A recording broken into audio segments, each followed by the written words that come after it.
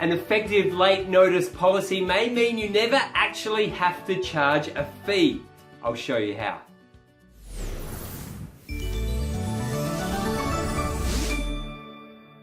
My name is Daniel Gibbs. This is video 3 in the Grow My Clinic series, and I hope by now you have a real sense for the passion we have in helping health professionals deliver a service that is personalised, engaging and memorable.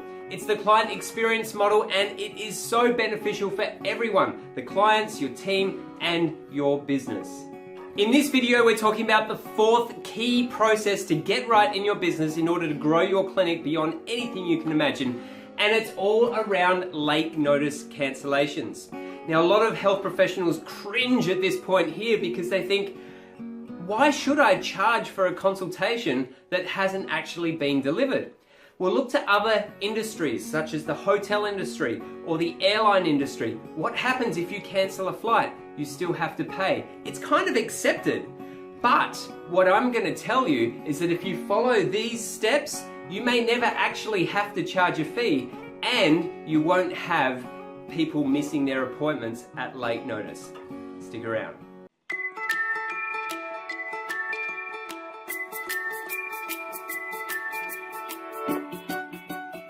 An effective late notice policy emphasizes the importance of the appointment, and it helps your clients to prioritize that appointment over everything else that comes up in their daily diary.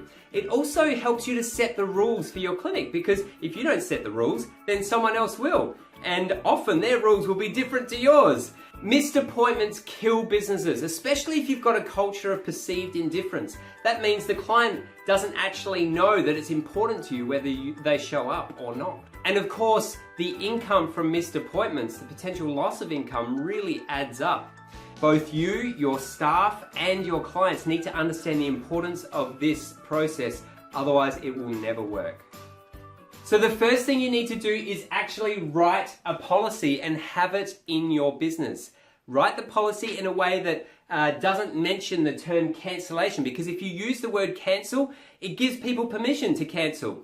If you say to someone, oh look, we'll book that appointment in, but you can always cancel it later, then you're robbing yourself of the ability for this to work effectively. So write a good late notice policy and have it on display.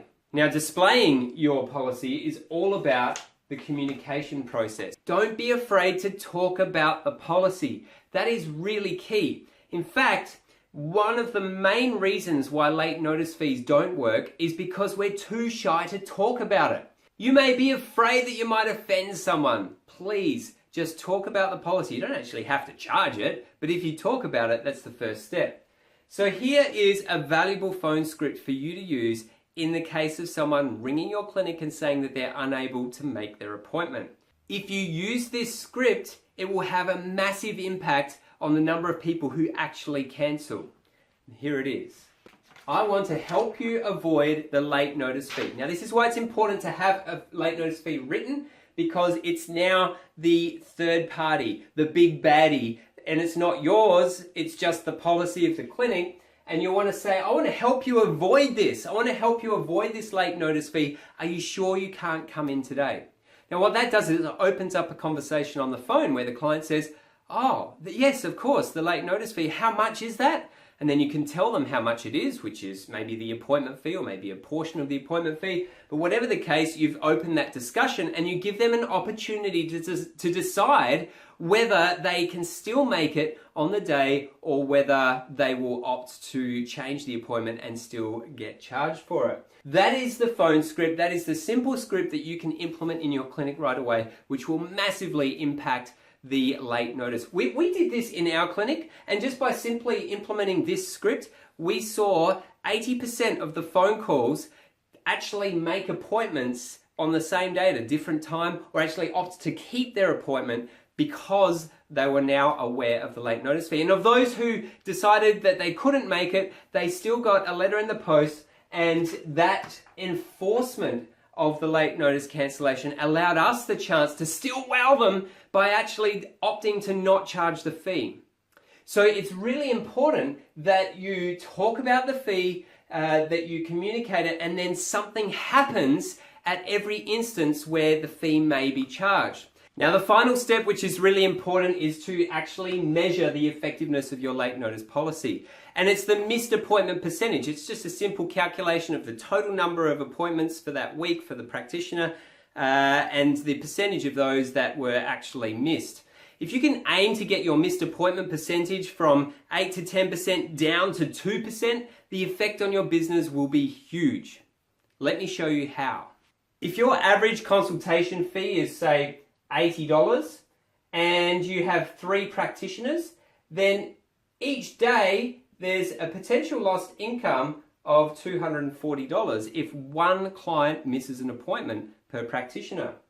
So if we extrapolate that out to over the course of the year, we're looking at a whopping $60,000 of potential lost income just from clients missing their appointments. This is such a powerful system and has huge value for your business if you get this right.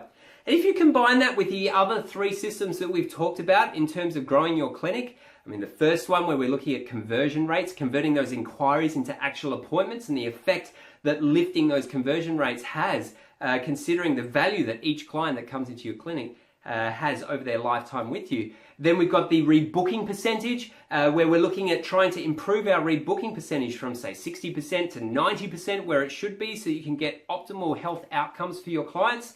And then also the reactivation strategy, so you're internally marketing effectively to your database so that you're able to re-engage with your clients and ensure that you're delivering the best care outcome for them. These 4 strategies have huge potential to help you grow your clinic. And in most cases, it's just a simple phone script or something simple to implement that will actually make the most difference for you.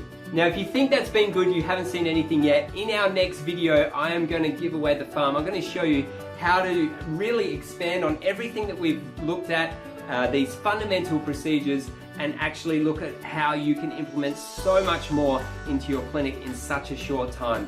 There's everything you need to be able to make this work, so make sure you look at the next video because it is going to be super important to watch.